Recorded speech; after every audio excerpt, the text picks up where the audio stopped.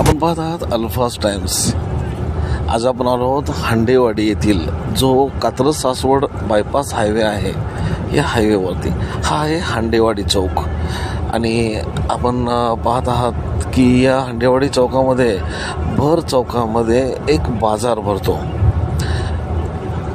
फार विचित्र प्रकार आहे मित्रांनो की या ठिकाणी कोणत्याही प्रकारचा स्पीड ब्रेकर किंवा असे कुठल्याही प्रकारचा अडथळा वाहनांना येईल असा नाही आहे। अतिशय सुसाट वाहने इथून जात असतात।